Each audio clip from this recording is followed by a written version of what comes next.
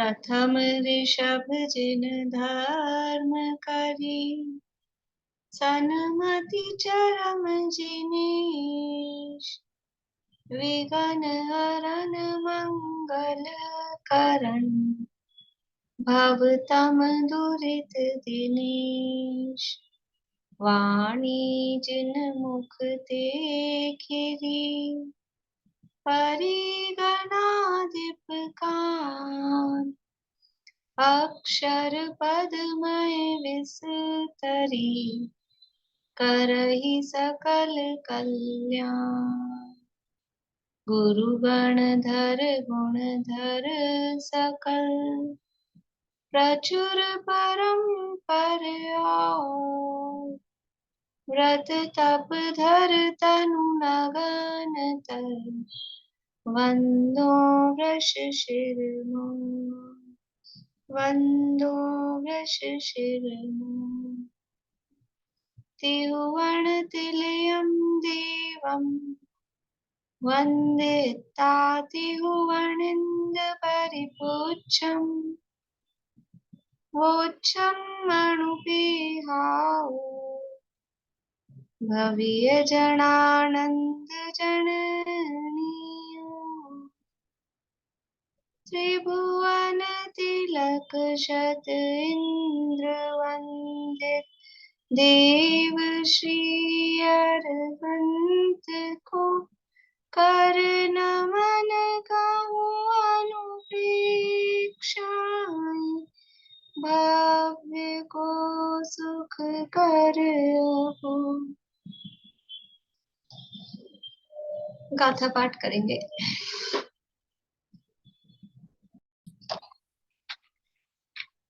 कार्तिकेय अनुप्रेक्षा नामक एक ग्रंथ है, स्वामी कार्तिकेय द्वारा रचित। इसके अंतर्गत लोकानुप्रेक्षा की चर्चा यहाँ अपनी चल रही है और इसमें अलौकिक गणित की चर्चा यहाँ हम देख रहे हैं। अलौकिक गणित दो प्रकार का कहा गया है, एक संख्यामान और दूसरा उपमामान, जिसमें से पहले प्रकार का जो है संख्यामान और उसके पूरे 21 भेदों की चर्चा हमने कर ली है। थोड़ा सा रिवीजन करते हुए आगे बढ़ते हैं। जघन्य युक्त असंख्यात, जघन्य युक्त असंख्यात कैसे निकलता है?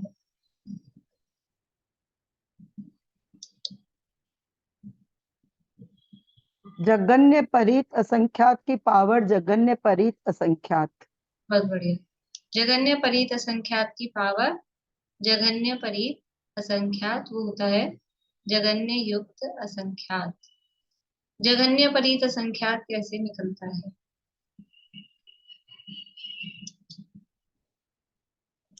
हेलो। हाँ दीदी, इसके लिए 4 तरह के कुंड बनाए जाएंगे। एक अनावस्था कुंड, एक नहीं, शॉर्ट में बताएं। शॉर्ट में तो ये जी, जब महासला का कुंड जो लास्ट में बनेगा, उसमें जितने सरसों के दाने आएंगे वो जगन्य परित्य संख्यात होगा। नहीं, गलत।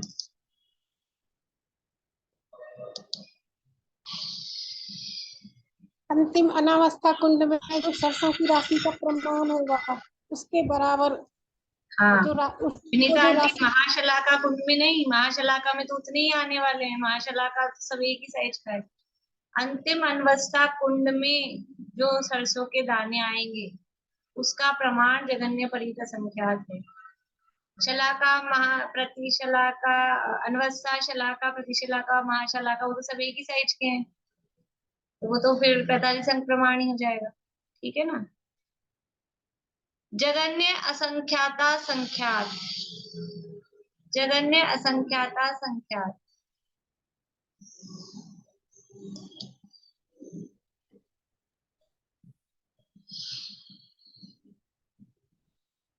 नेटवर्क गया है इनका। बोलिए सुमन जी। जगन्य युक्त असंख्यात का स्क्वायर, जगन्य युक्त संख्यात का स्क्वायर या जगन्य युक्त संख्यात गुणा जगन्य युक्त संख्यात, वो जगन्य असंख्याता संख्यात। जगन्य युक्त अनंत, जगन्य युक्त अनंत। जगन्य जगन्य राशियां ही हमने निकाली है, एक ही उत्कृष्ट राशि निकाली है, बाकी सारी जगन्य राशियां ही निकाली है हमने, ठीक है ना। जगन्य युक्त अनंत निकालेंगे। जगन्य युक्त अनंत की वर्ग निकलेगा पावर। जगन्य युक्त अनंत कैसे निकलेगा वो पूछ रही हूँ, और आप उसी का वर्ग बोल रहे हैं। वर्ग निकलेगा ना। जगन्य युक्त अनंत किसका वर्ग? जगन्य युक्त अनंत और जगन्य युक्त अनंत का ही वर्ग आएगा ना, दोनों गुना होंगे ना। अरे आप, मैं पूछ रही हूँ कि 4 कैसे आएगा, और आप बोल रहे हो 4 को 4 में प्लस करो तो 4 आएगा। आप ये बात कह रहे हो, आपका जो जवाब है ना वो ये आ रहा है। बोलिए अर्चना। जगन्य परीत अनंत की पावर जगन्य परीत अनंत। हाँ, जगन्य युक्त अनंत पूछा है ना, तो जगन्य परीत अनंत की पावर जगन्य परीत अनंत, वो जगन्य युक्त अनंत है। जगन्य परीत अनंत निकालना है, जगन्य परीत अनंत। चमेली आंटी बताएंगे?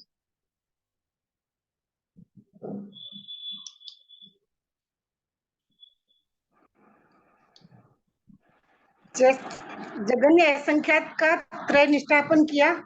जगन्य, बिल्कुल जगन्य ध्यान से बोलिए। जगन्य असंख्यात संख्यात का, हाँ, जगन्य असंख्यात संख्यात का त्रय निष्ठापन किया। उसमें फिर शलाका निष्ठापन। नहीं, अच्छा, फिर उसमें 6 राशियां जोड़ी, 6 हम्म, राशियां जोड़ के फिर 4 राशियां और जोड़ी, फिर उसका त्रय निष्ठापन किया, और फिर उसके बाद में इतनी जल्दी नहीं होएगा।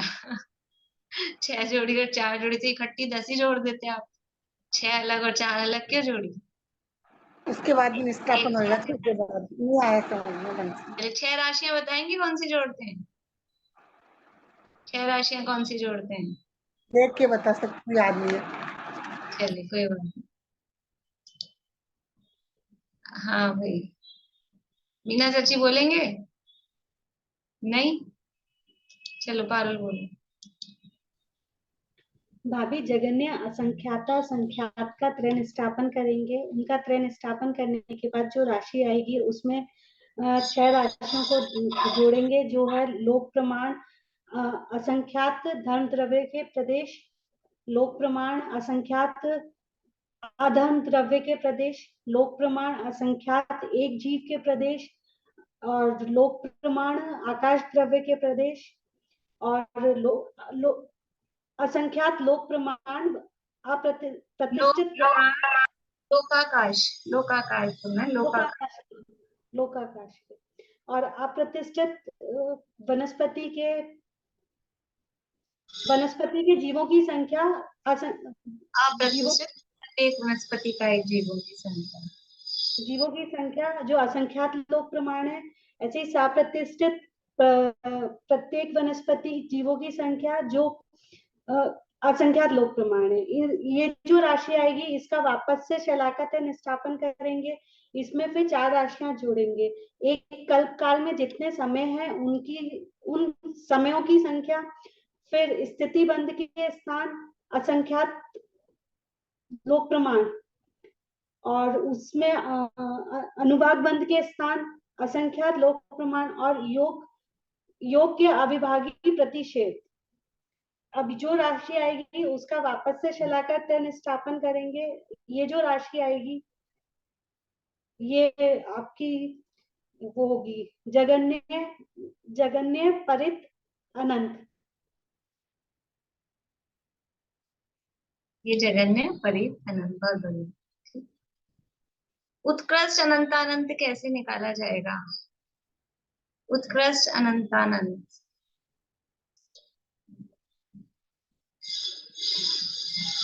अलका जी।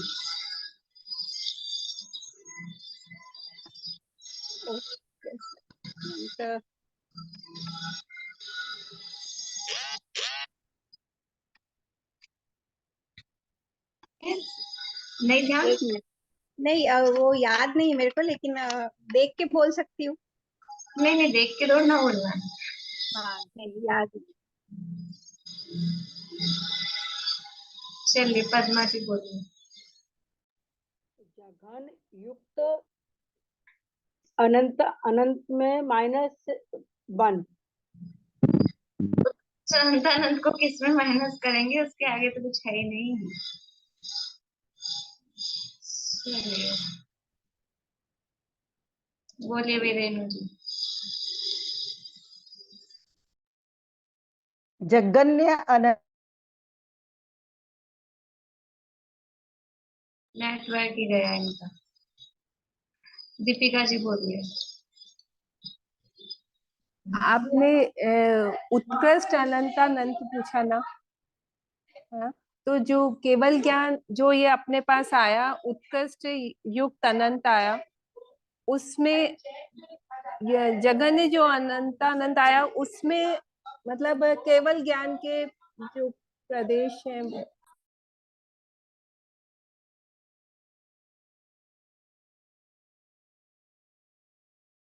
अनिता आंटी।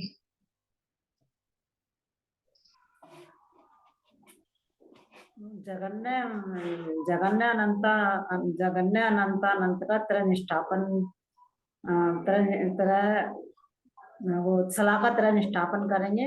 तो उसमें 6 राशि जोड़ेंगे, जो है सिद्धों की राशि, निबोध राशि, और बरस में प्रत्येक बरस में साधारण बृहस्पति के दोनों के पूरे जीव, और आकाश आकाश के लोकाकाश अलोकाकाश दोनों के पूरे प्रदेश। नहीं पे क्रम से जोड़ेंगे, क्रम से कौन किससे अनंत गुना है।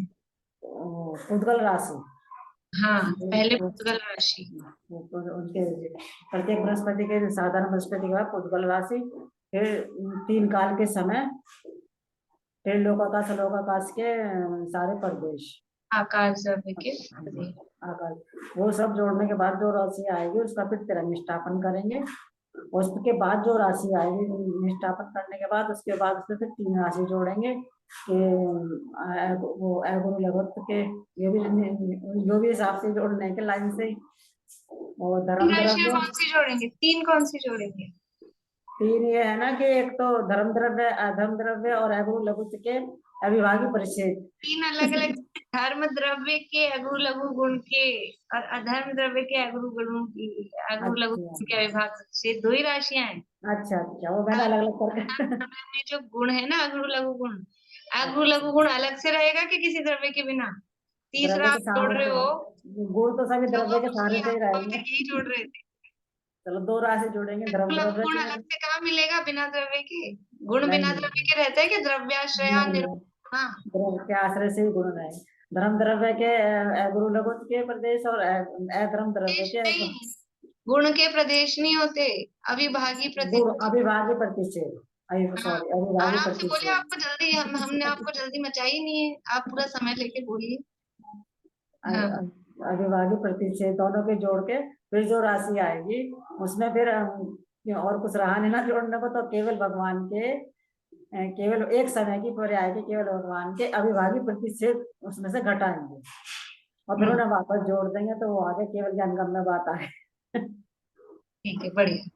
इस तरह से ये उत्कृष्ट अनंतानंद निकाला जाता है। ठीक है, जब जब भी क्लास चलेगी तो थोड़ा थोड़ा सा पूछेंगे, नहीं तो ये तो याद अभी कोई तैयार नहीं है बताने को, तो आप लोगों को याद करना है ये, ठीक है ना।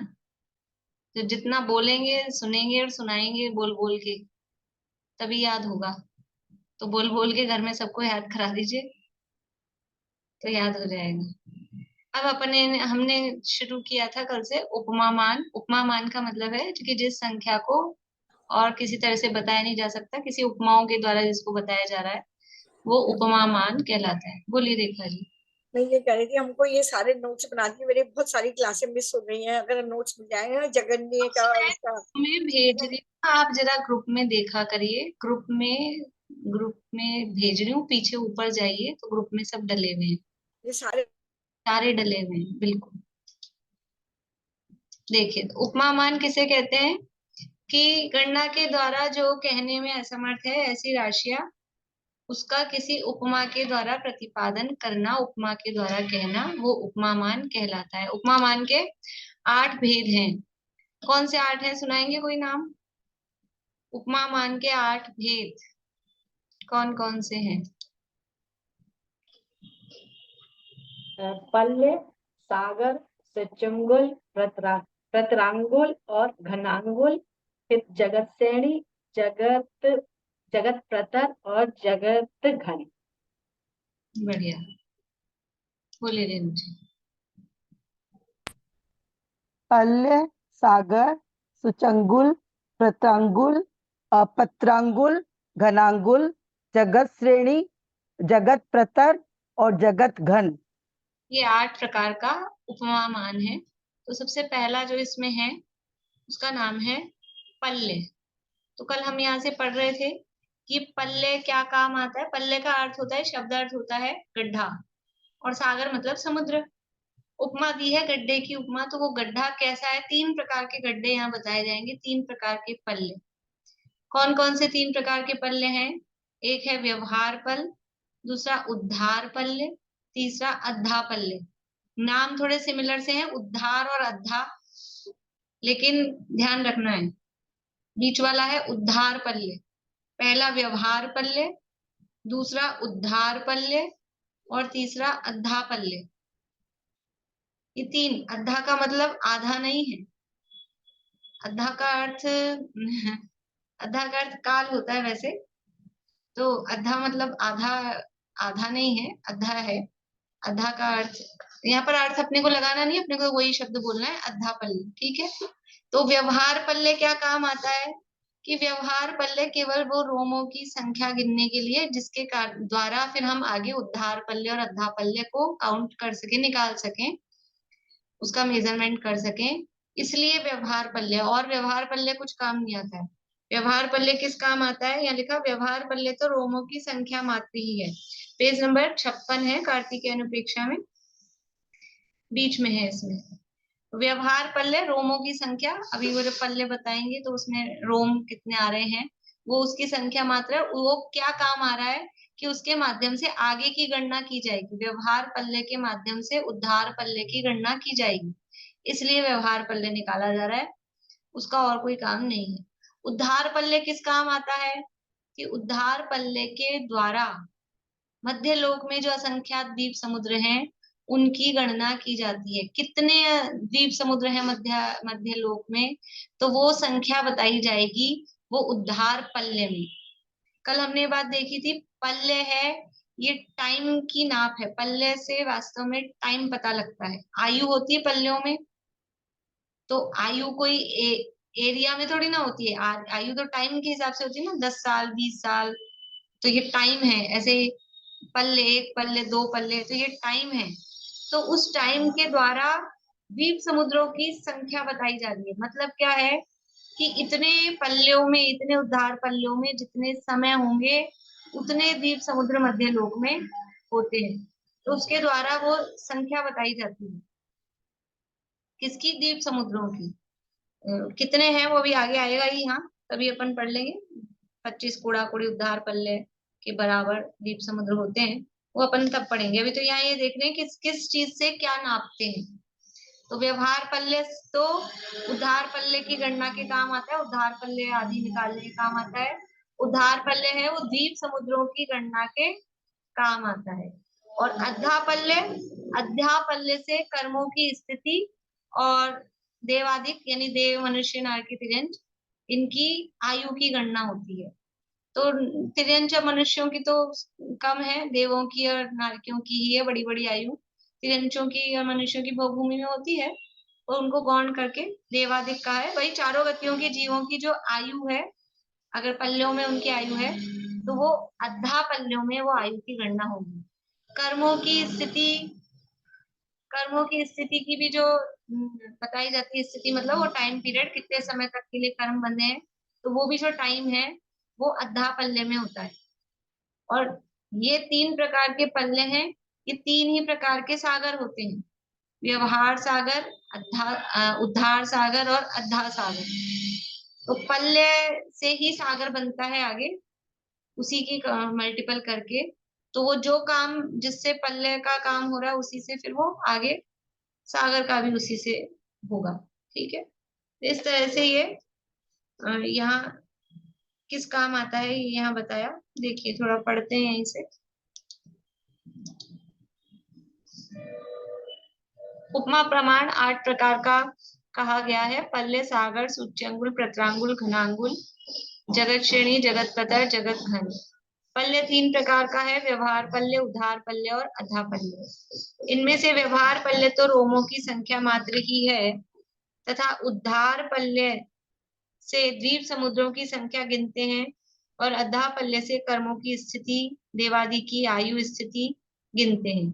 अब इनका परिमाण जानने के लिए परिभाषा कहते हैं, क्योंकि ये जो अब थोड़ी सी जैसे पहले वो बताई थी अपने को गुणा जोड़ बाकी गुणा भाग और वो कैसे होता है शुरू में ये जब शुरू किया था, ऐसे ही अब ये पल्ले को निकालने के लिए कुछ हमको जो जहां से स्टार्ट करेंगे तो उसके लिए और पीछे से चालू कर रहे हैं कि कुछ परिमाण जानने के लिए कुछ संख्याएं हमको, कुछ चीजें हमको जाननी पड़ेगी। तो सबसे पहले बता रहे हैं अनंत अनंत पुद्गल के परमाणुओं के स्कंद को एक अवसन्नासन्न कहते हैं। कहाँ से शुरू कर रहे हैं कि सबसे छोटी चीज क्या होती है, सबसे छोटा द्रव्य वो है परमाणु। परमाणु तो अनंत अनंत परमाणुओं का एक स्कंद लिया। अनंत से कम वाला तो अपने को समझ लो पकड़ में ही नहीं आता है। अनंत अनंत परमाणु का स्कंद उसको क्या बोलते हैं, उसको बोलते हैं अवसन्नासन्न। अनंत अनंत परमाणुओं का जो समूह है उसको अवसन्नासन्न कहते हैं। ठीक है, अब 8 अवसन्नासन्न, उसको 8 गुने क्या लिख रहे हैं, उससे 8 गुने। अपन पहले इससे पढ़ते हैं पीपीटी से, फिर यहाँ से बाद में पढ़ेंगे।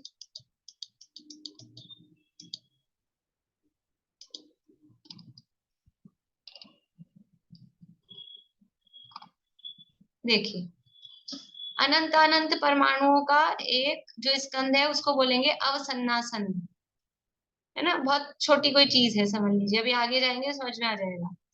फिर 8 अवसन्नासन्न लिए तो 8 अवसन्नासन्न का बनता है एक सन्नासन्न। जैसे गणित में भी मान सीखते हैं कि 100 सेंटीमीटर का 1 मीटर, ऐसा 1000 मिलीलीटर का 1 लीटर, ऐसा करके। तो ऐसा ही यहाँ पर ये बताया है। 8 अवसन्नासन्न का एक सन्नासन्न, फिर 8 सन्नासन्न का एक त्रिट रेणु। रेणु बोलते हैं धूल का कण। आप सोचो धूल के कण से भी छोटा है ये कुछ सन्नासन्न, और उससे भी छोटा है ये अवसन्नासन्न। तो परमाणु कितना छोटा होगा, अनंत अनंत परमाणुओं का ये एक अवसन्नासन्न है, और 8 अवसन्नासन्न लेके बना है एक सन्नासन्न, और 8 सन्नासन्न का एक त्रिट रेणु, 8 त्रिट रेणु के का एक त्रस रेणु, 8 त्रस रेणु का एक रथ रेणु। ये सब 3 प्रकार के रेणु यहाँ, ये सब इसमें जो लिखा है ना उसी को ये 4 टाइप से है, अपने बुक में जो लिखा है वही है। फिर 8 रथ रेणु का मिलके बनता है एक उत्तम भोग भूमि का बालाग्र। यानी उत्तम भोग भूमि का बालाग्र का मतलब क्या है, उत्तम भोग भूमि समझते हैं? उत्तम भोग भूमि कौन कौन नहीं समझते, ऐसे हाथ खड़ा कर दीजिए। एक, बाकी सब लोग समझते हैं उत्तम भोग भूमि, तो बाकी सब समझते हैं तो बता दीजिए उसकी एक आध दो विशेषताएं। उत्तम भोग भूमि की क्या विशेषताएं होती हैं?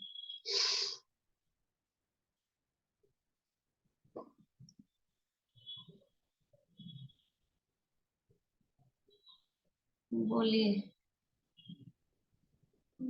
वह सब बोलिए।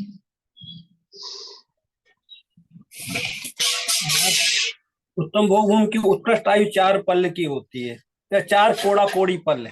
नहीं नहीं,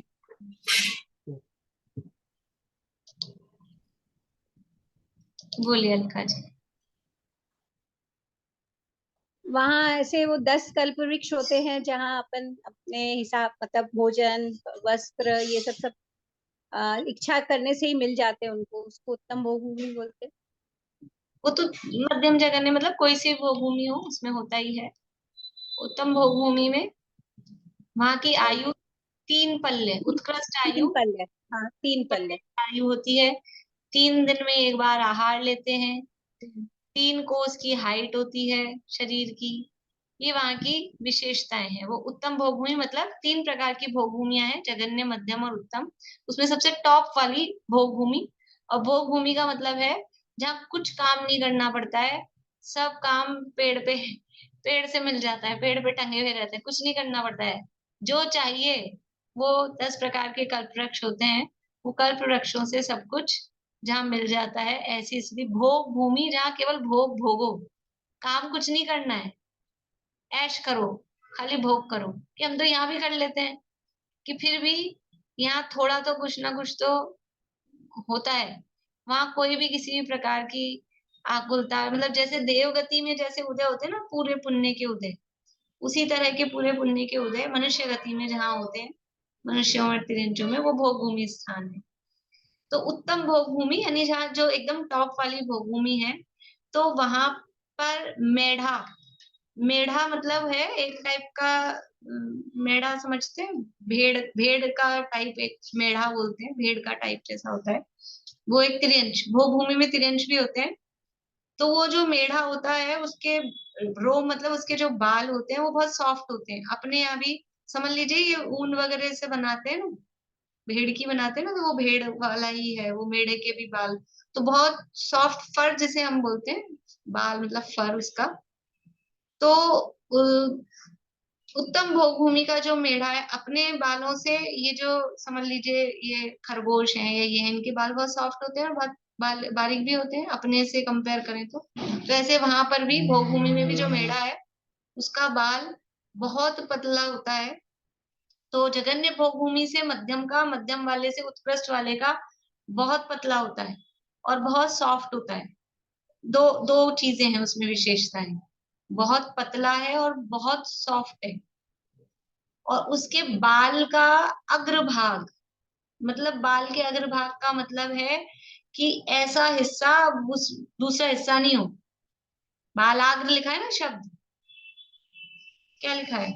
8 रथ रेणु का एक उत्तम भोग भूमि का बालाग्र। तो उत्तम भोग भूमि का बालाग्र मतलब उसके जो, उसका जो रोम है, उसके शरीर का रोम, ये सिर के बाल नहीं, वो मतलब शरीर पे जो उसका रोम है, उस रोम का ऐसा टुकड़ा हम कर नहीं सकते दूसरा, मान लीजिए कैंची से या हाथ से, वो कहलाएगा उसका बालाग्र। वो किससे मिलके बना है? 8 रथ रेणु, 8 रथ रेणु का वो एक उत्तम भोग भूमि का बालाग्र है। अब ऐसे उत्तम भोग भूमि के 8 बालाग्र मिलाएं तो मध्यम भोग भूमि का एक बालाग्र बनेगा। इसका मतलब इससे क्या समझ में आ रहा है, एक और पढ़ लेते हैं।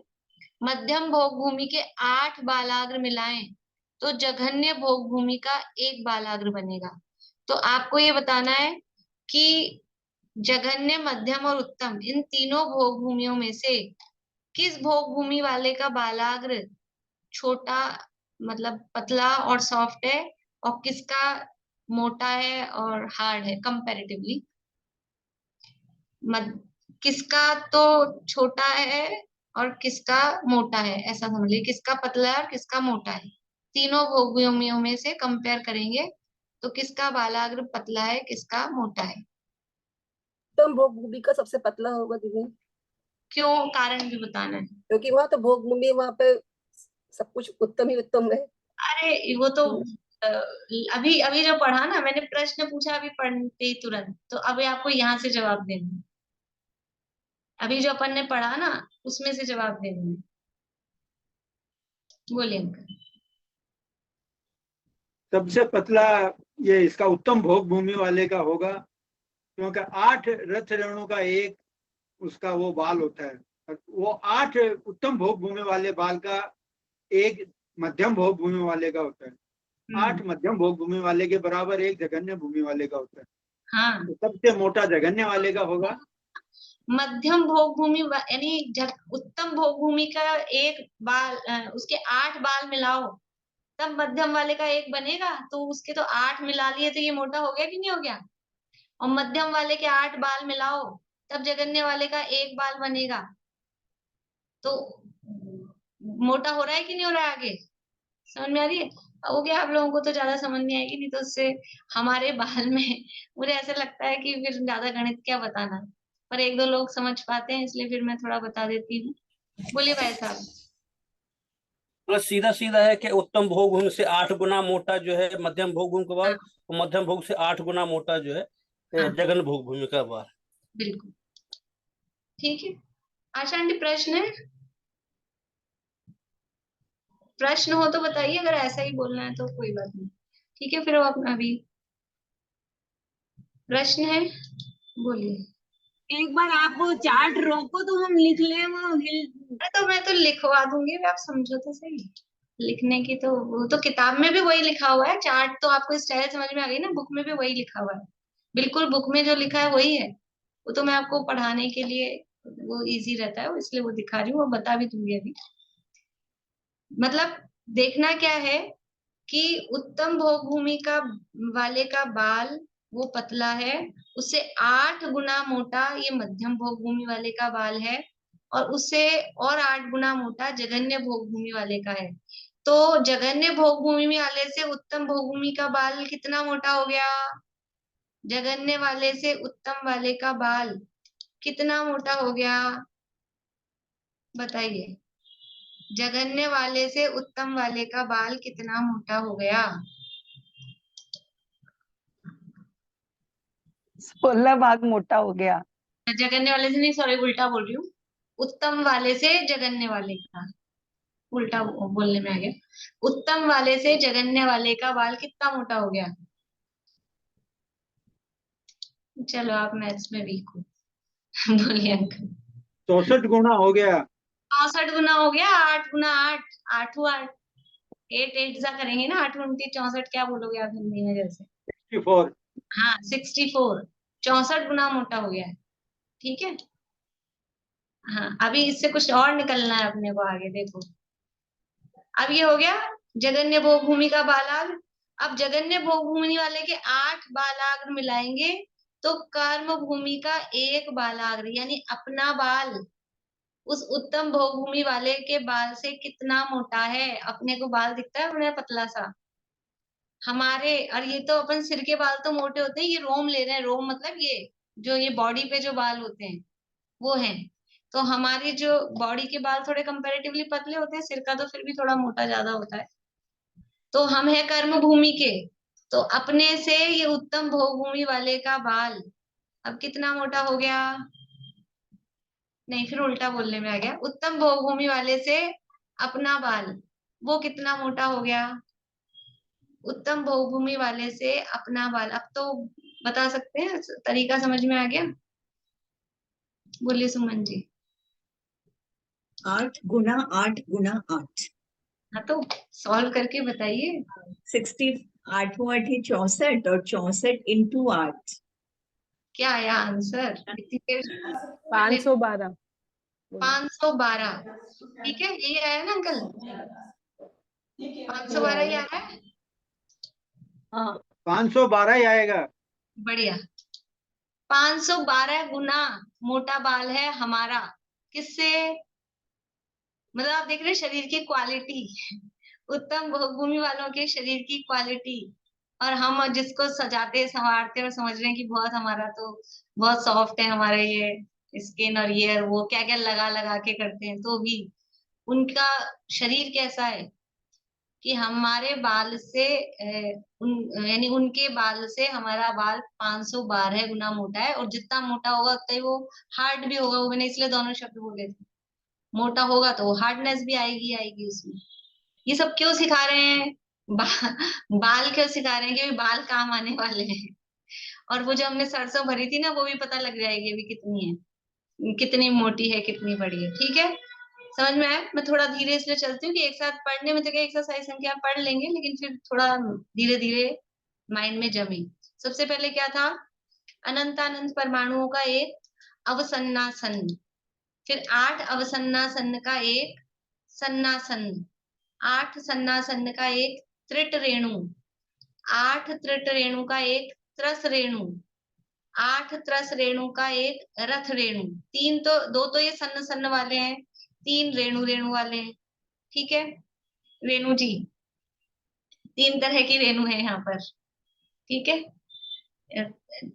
फिर इसके बाद में 8 रथ रेणु का एक उत्तम भोग भूमि का बालाग्र। अभी 4 प्रकार के बालाग्र हैं, उत्तम भोग भूमि का, मध्यम भोग भूमि का, जगन्य भोग भूमि का और कर्म भूमि का, ऊपर से नीचे चल रहे हैं। तो 8 उत्तम भोग भूमि वाले के बालाग्र का एक मध्यम भोग भूमि वाले का बालाग्र, 8 मध्यम भोग भूमि के बालाग्र का मिलके बनता है एक जगन्य भोग भूमि का बालाग्र, और 8 जगन्य भोग भूमि के बालाग्र का मिलके बनता है एक कर्म भूमि का बालाग्र। बालाग्र मतलब बाल भी बोल सकते हैं शॉर्ट में, वो बाल का अग्रभाग है, एक्चुअल में तो पूरा बालाग्र ही है। फिर 8 जो हमारा जो कर्म भूमि वाले हम जीव हैं, 8 बालाग्र को मिलाकर, कर्म भूमि के 8 बालाग्र को मिलाकर बनती है एक लीख। लीख जानते हैं, कोई होगी बचपन में सबके सिर में हो जाती है लीख। वो जो लीख होती है कितनी बारीक सी होती है, वो हमारे 8 बालाग्र को मिलकर वो एक लीख का साइज है।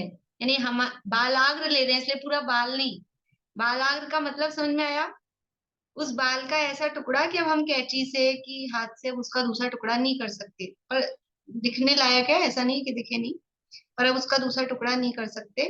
तो ऐसे वो 8 टुकड़े बाल के मिलाए, वो होता है एक लीक, ठीक है। तो वो बालाग्र कितना बारीक होगा, हमारा भी बालाग्र, हमको तो लीक ही कितनी बारीक, वो तो सिर में होती है, काले बालों में सफेद होती है तो चमकती है, नहीं तो दिखे ही ना कि कहाँ है, ठीक है ना। तो वो 8 बालाग्र मिला के बनी एक लीक। 8 लीक का होता है एक सरसों। ये जो सरसों भरी थी ना अनवस्था कुंड में, शलाका प्रतिशलाका महाशलाका कुंड में, वो सरसों का साइज क्या है, 8 लीक मिलाओ। अपन कोई सी भी सरसों, अपनी सरसों अपने मन की कोई सी भी मोटी मोटी भर दो, ऐसा नहीं, 8 लीक मिलके जो साइज आएगा वो इतनी बारीक, समझ लो राई जितनी सी ही बनेगी, एकदम बारीक, वो होती है एक सरसों, ठीक है। अब है 8 सरसों को मिलके बनता है एक जौ। जौ समझते हैं, जौ खाते हैं, जौ की रोटी वगैरह। तो 8 सरसों का मिलके बनता है एक जौ।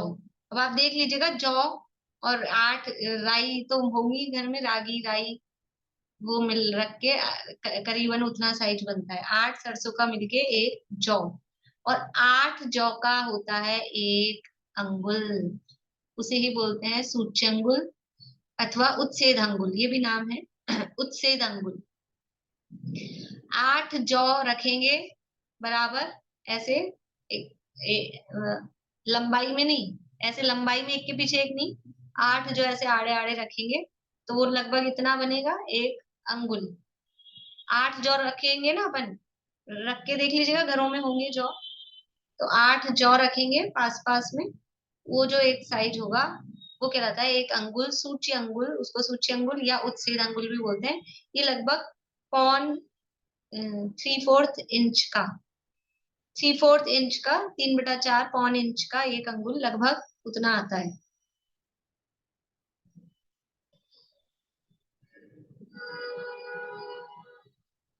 कितने स्थान हो गए, 1 2 3 4 5 6 7 8 9 10 11 12 13।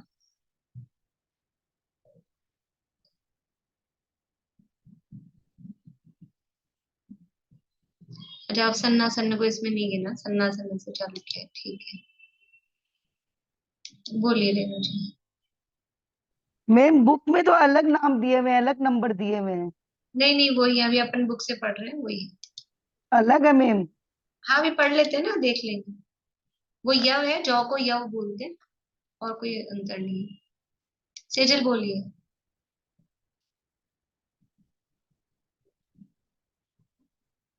सेजल अनम्यूट करके बोलिए।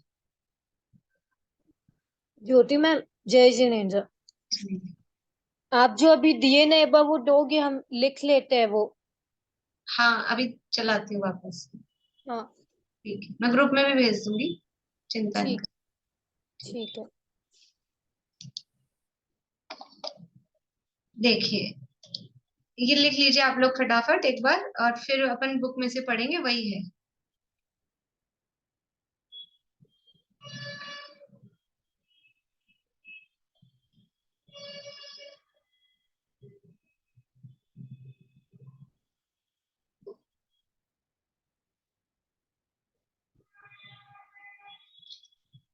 ठीक है। अनंतानंत परमाणु का एक स्कंद, उसको बोलते हैं अवसन्नासन। और फिर 8 है सब में, ये तो कोई दिक्कत ही नहीं है, बस आपको ये लाइन याद करनी है इधर वाली। क्या अवसन्नासन के बाद सन्नासन, फिर त्रट रेणु, त्रस रेणु, रथ रेणु, फिर उत्तम भोग भूमि, मध्यम जघन्य, इसमें तो कोई दिक्कत नहीं है, उत्तम मध्यम जघन्य, और फिर कर्म भूमि। ये तो चारों डाउनफॉल है, वो समझ में आ गया। इसके बाद में फिर लीख, सरसों, जौ। यहाँ जौ लिखा है, वहां बुक में यव लिखा है। यव जौ को ही बोलते हैं, वो संस्कृत में उसको यव बोलते हैं, वो जौ और यव एक ही बात है।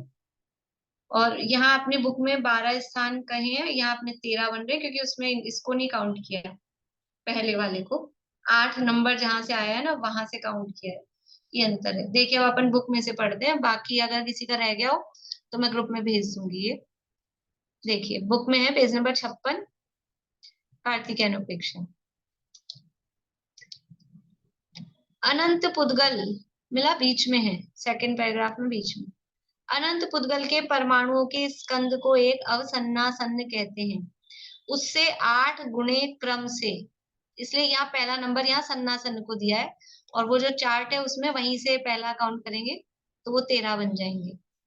तो उस अवसन्नासन से 8 गुना, यानी 8 अवसन्नासन का वही मतलब हुआ, क्रम से सन्नासन, फिर 8 सन्नासन का ये त्रट रेणु, फिर 8 त्रट रेणु का एक त्रस रेणु, ठीक है ना, फिर 8 त्रस रेणु का एक रथ रेणु, फिर 8 रथ रेणु का एक उत्तम भोग भूमि का बालाग्र, फिर 8 उत्तम भोग भूमि के बालाग्र का एक मध्यम भोग भूमि का बालाग्र, फिर 8 मध्यम भोग भूमि के बालाग्र का जगन्य भोग भूमि, एक जगन्य भोग भूमि का बालाग्र, फिर जगन्य भोग भूमि के 8 बालाग्र का कर्म भूमि का बालाग्र, और कर्म भूमि के 8 बालाग्र का एक लीख, 8 लीख का एक सरसों, 8 सरसों का एक यव, यव यानी जौ, यव का मतलब है जौ, और 8 जौ का एक अंगुल। इस तरह से ये यहाँ 12 की है, वो पहले वाले को नहीं काउंट किया, और अगर अपन पहले वाले को भी काउंट करें तो टोटल 13 चीजें ये हो गई हैं। इस तरह से जो अंगुल हुआ सो उत्सेद अंगुल है। इसको अंगुल भी कहते हैं, सूची अंगुल भी कहते हैं, उत्सेद अंगुल भी कहते हैं। उत्सेद अंगुल अभी मतलब ये अंगुल के 3 टाइप तो पड़े ही हैं, अपन ने अभी यहाँ नाम देखे, सूची अंगुल, प्रतर अंगुल और घनांगुल। अब इन यही तीनों 3 टाइप के होते हैं, वो यहाँ बता रहे हैं। देखिए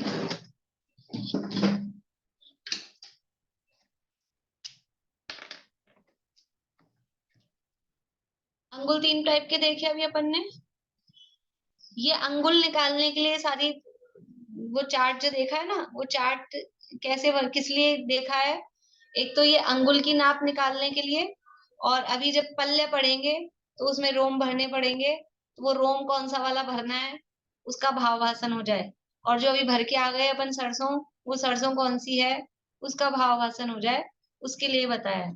तो अंगुल 3 टाइप के हैं। कौन कौन से 3 टाइप के हैं? सूच्य अंगुल,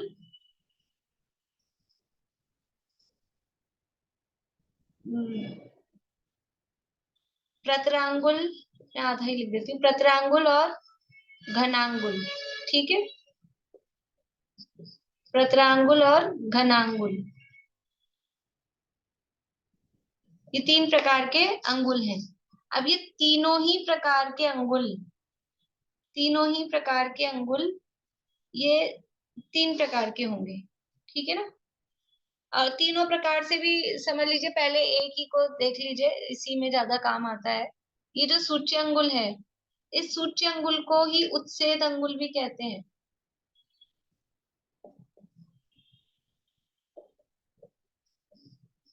सूची अंगुल को ही क्या कहते हैं? उच्छेद अंगुल।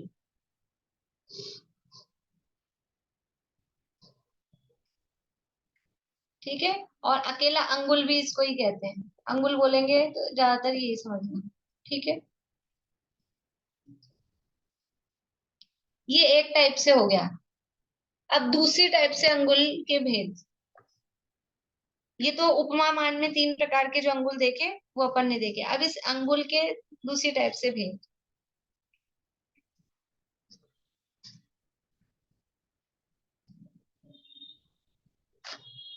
एक है उच्छेद अंगुल,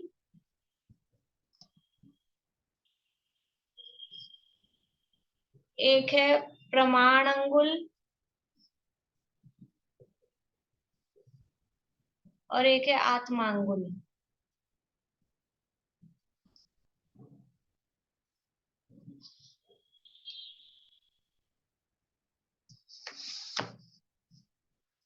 उच्छेद अंगुल को व्यवहार अंगुल भी कहते हैं।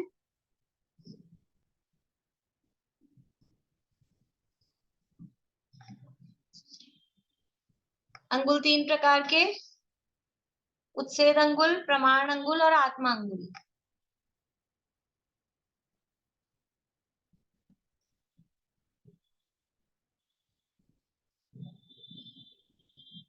उच्छेद अंगुल को ही व्यवहार अंगुल भी कहते हैं।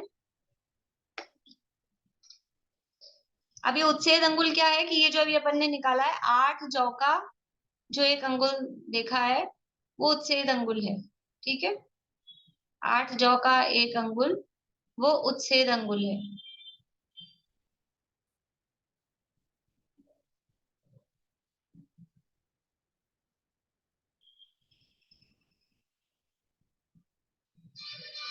इसको अपनी भाषा में छोटा अंगुल भी कह सकते हैं। मतलब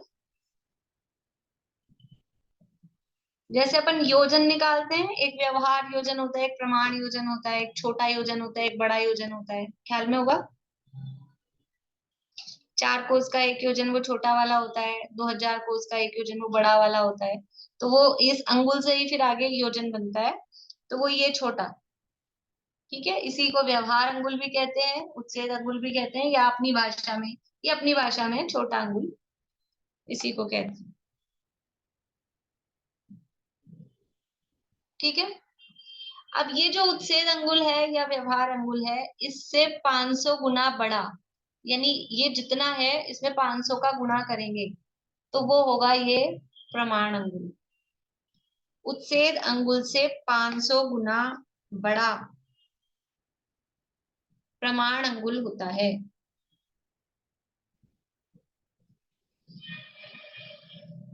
उच्छेद अंगुल से 500 गुना बड़ा प्रमाण अंगुल होता है।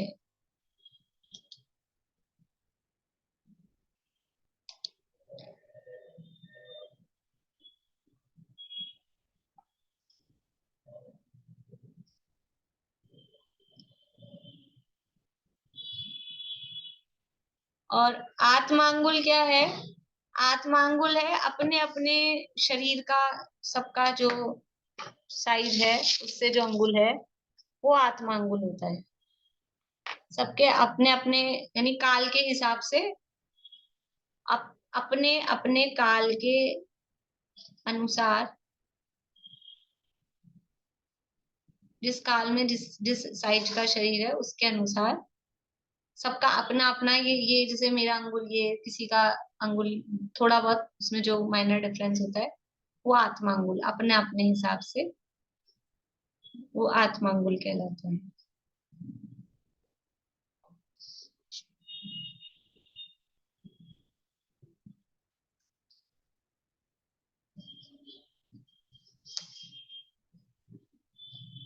अब ये जो ये मतलब आप सूची अंगुल है, सूची अंगुल के ही समझ लो इस तरह से भेद कर सकते हैं अपन कि सूची अंगुल उच्छेद अंगुल रूप भी होता है, प्रमाण अंगुल भी रूप भी होता है। पहले सूची अंगुल, प्रतरांगुल और घनांगुल। तो वो जो सूची अंगुल है वो सूची अंगुल कौन सा वाला लेना है? तो कभी तो उच्छेद अंगुल या व्यवहार अंगुल वाला लेंगे, कभी प्रमाण अंगुल वाला लेंगे। तो तो कब लेंगे, कहाँ लेंगे, आप कब उसको व्यवहार अंगुल यूज में ले रहे हैं, कब आप प्रमाण अंगुल यूज में ले रहे हो, हमको कैसे पता लगेगा, कब आप आत्मा अंगुल यूज में ले रहे हो। तो जैसे अभी हमने पल्ले किस काम आता है, व्यवहार पल्ले किस काम आता है, उधार पल्ले किस काम आता है, अद्धा पल्ले किस काम आता है जो देखा, ऐसे ये कौन सा अंगुल किस काम आता है, हम क्या चीज काउंट करेंगे तो कौन सा अंगुल को हम यूज लेंगे, किस अंगुल से क्या चीज काउंट करेंगे। तो वो यहाँ बता रहे हैं कि जो शरीर की अवगाहना,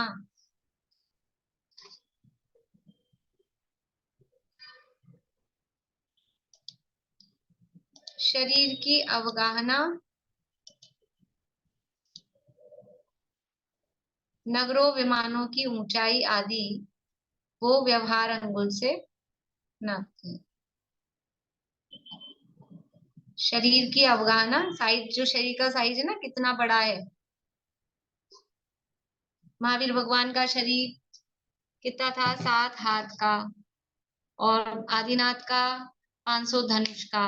तो ये भी हाथ और धनुष भी कैसे निकलेंगे वो अभी आगे और देखेंगे अपन, अंगुल के आगे ही बाद में। तो ये किस कौन से वाले उससे नाप रहे हैं कि व्यवहार अंगुल से या उत्सेद अंगुल से, ठीक है।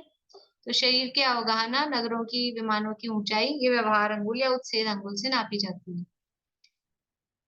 प्रमाण अंगुल से क्या नापा जाता है कि द्वीप, समुद्र, पर्वत, नदी आदि जो अकृत्रिम रचनाएं हैं, अकृत्रिम रचनाएं जो हम योजनों में देखते हैं ज्यादातर, जम्बू द्वीप है वो 1 लाख योजन का है, तो वो योजन कौन सा वाला लगाना है, वो प्रमाण वाला लगाना है। और यहाँ अपने शरीर की कोई हाइट वाइट या अपने नगर की लंबाई चौड़ाई बताई जाएगी तो वो व्यवहार वाली लगानी है। तो अकृत्रिम रचनाओं को प्रमाण अंगुल से नापा जाता है और ये शरीरों की अवगाहना, नगर आदि ये व्यवहार अंगुल से नापे जाते हैं। और आत्मांगुल से क्या नापा जाता है कि अपने अपने काल के बर्तन, झारी, कलश, वो आत्मांगुल से, जो जिस काल में है, अभी काल चल रहा है, हमारे शरीर की ऊंचाई इतनी कम है और हम प्रमाण अंगुल वाला कलश ले आए, वो सुना है आपने, बाल तीर्थंकर का जन्माभिषेक होता है, कहाँ होता है, बाल तीर्थंकर का जन्माभिषेक सुमेरु पर्वत पे ले जाके, कैसे होता है, 1008 कलशों से। तो कौन से वाला साइज का कलश, कौन सा कलश होता होगा 1008 कलश, आदिनाथ भगवान 500 धनुष की काया वाले, बचपन में छोटी होगी थोड़ी, अभी जन्म ही हुआ है तो भी 500 धनुष का जब बड़े होने पर हो गया तो पैदा होते हुए भी उनका साइज उसी हिसाब से होगा ना थोड़ा। तो वो जन्म का बच्चा, और कौन से कलश लेने हैं उनके, आदिनाथ भगवान के लिए कौन सा कलश लें कि अपने घर में छोटी सी, ये अपने मंदिर में होता है ना कलश पूजा वाला, वो वाले 1008 डालें, वो चलेगा। तो वहां तो वो वसु योजन गहराई वाले, 1 योजन मोटाई वाले, वो तो उसका साइज हुआ है। अभी वही कलश महावीर भगवान के काम में आ जाएगा, नहीं, वो साइज में फर्क पड़ेगा, वो आदिनाथ भगवान का है, वो जो साइज है ना वो आदिनाथ भगवान के लिए, महावीर भगवान 7 हाथ के। अच्छा चलो, मकान, मकान आदिनाथ भगवान, हमारे जो मकान की हाइट है आदिनाथ की भी इतनी हाइट होती होगी, आदिनाथ के महल की, वो तो दीवार तोड़ के उनका सिर घुसेंगे कैसे, झुक झुक के रहना पड़ेगा हमेशा। तो वो अपना अपना आत्मांगुल के हिसाब से, अभी जिस काल में जितना शरीर है, अभी शरीर कितने हैं, पुराने जमाने में आप देखेंगे अंग्रेजों के समय के जो मकान हैं, जो भी बिल्डिंग्स बनी हुई हैं, बहुत अभी के मकानों से 3 गुने हाइट, इतने, खैर वो एक उसका लॉजिक भी था इतनी हाइट तो, लेकिन थोड़े फिर भी पहले हाइट ज्यादा होती थी लोगों की, अब सबकी हाइट बहुत ही कम होने लगता है, ऐसा है कि यूं ही हाथ लगा लेते हैं, इतनी कम हाइट, वो जगह की भी प्रॉब्लम है, वो भी बात है। तो वो जो भी चीजें बनती हैं, हमारे बर्तन होंगे तो वो किस साइज के, किस आकार के होंगे, हमारा बेड होगा, मतलब अपने अपने शरीर के आकार के हिसाब से वो जो चीजें बनेगी तो वो आत्मांगुल से नापी जाएगी, ठीक है। अकृत्रिम रचनाएं हैं वो प्रमाण अंगुल से नापी जाएगी, और बाकी जो नगरों की और ये ऊंचाई वगैरह है शरीर की वो व्यवहार अंगुल से नापी जाती है। इसमें ये है जो अवसर्पणी काल का प्रथम चक्रवर्ती का अंगुल होता है, वो प्रमाण अंगुल कहलाता है। यानी अवसर्पणी काल का जो प्रथम चक्रवर्ती है, यानी भरत जी के जो अंगुल था वो उच्छेद अंगुल से 500 गुना बड़ा था, तो वो प्रमाण अंगुल कहलाता है। इतनी चर्चा है, और बाकी भी इसमें और चर्चा है, वो शेष चर्चा इसी संबंध में अभी पूरी नहीं हुई है, इसी संबंध में आगे और चर्चा अपन कल करेंगे। अभी ये कुछ अधूरा रह गया है किसी का, तो 1 सेकंड और देख लीजिए।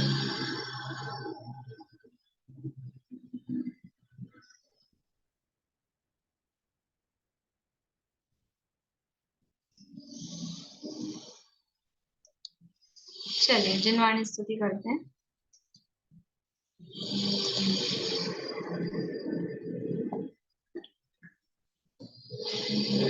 नहीं जन्मो नहीं मरता, नहीं घटता नहीं बढ़ता, अगुरु लघु रूप ध्रुव ज्ञायति, सहज जीवन हमारा है, सहज ऐश्वर्यमय मुक्ति, अनंतों गुणमयी रेति, विलसती नित्य ही सिद्धि, सहज जीवन हमारा है, अहो चैतन्य आनंदमय, सहज जीवन हमारा है, अनादि अनंत पर निरपेक्ष ध्रुव जीवन हमारा है।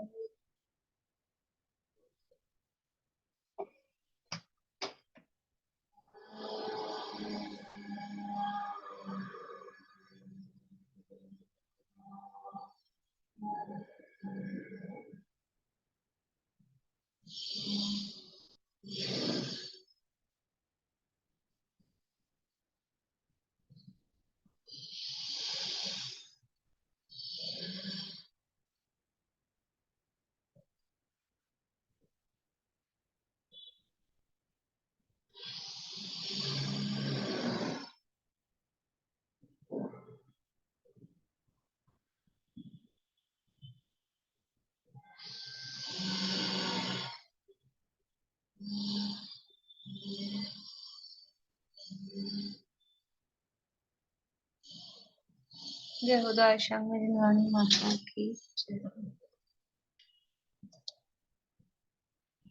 मैम 5 मिनट चाहिएगा मुझे आपसे। आप क्लास के पहले बीच में पूछते ना। मोले इतना सीरियस वो मतलब ऐसा टॉपिक चल रहा था तो मैं बोली नहीं जानबूझ के। स्टार्टिंग में करना, रिवीजन करा रही थी, मेरे को तो याद ही नहीं रही, अभी आपको आपने हैंड रेस किया तब याद आई। कल रिवीजन करेंगे तब आप हैंड रेस मतलब मेरा मेरा केवल लास्ट में थोड़ा सा डाउट है। अभी क्या काफी लेट हो गए हैं ना, कल करेंगे।